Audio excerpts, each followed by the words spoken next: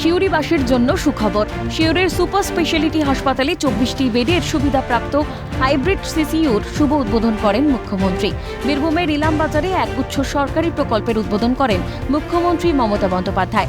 এরই মাঝে virtually সিউড়ির super speciality হাসপাতালে 24টি বেডের সুবিধাপ্রাপ্ত হাইব্রিড সিসিইউর শুভ উদ্বোধন করেন তিনি। উপস্থিত ছিলেন সিউড়ির বিধায়ক বিকাশ রায়চৌধুরী, হাসপাতাল সুপার সিএমওইচ, সিউড়ি পুরসভার চেয়ারম্যান উজ্জ্বল চট্টোপাধ্যায় সহ এলাকার জনপ্রতিনিধি এবং হাসপাতাল কর্তৃপক্ষ। বাসিন্দাদের দীর্ঘদিনের দাবি ছিল, সেই কথা জানানো হয় মুখ্যমন্ত্রীকে। যেমন কথা তেমনই কাজ।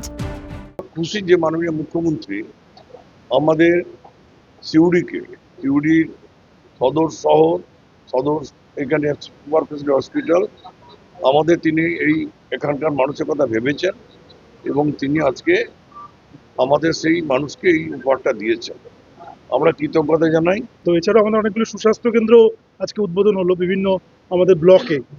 এছাড়াও আমাদের ব্লক পাবলিক হেলথ ইউনিট, সেটাও দুটো ব্লকে আমাদের উদ্বোধন হলো। ফেলিওর থেকে আরম্ভ করে রেসপিরেটরি ফেলিওর, তারপরে আপনার ধরুন হেড ইনজুরি হওয়ার পরে যে একটা মানুষ কোমায় চলে যায়, সেই সময় এই লাইফ সাপোর্টটা কিন্তু এই আমাদের যে 24 বেড হাইব্রিড সিসিউর মাধ্যমে আমরা কিন্তু তাকে বাঁচিয়ে রাখতে পারবো।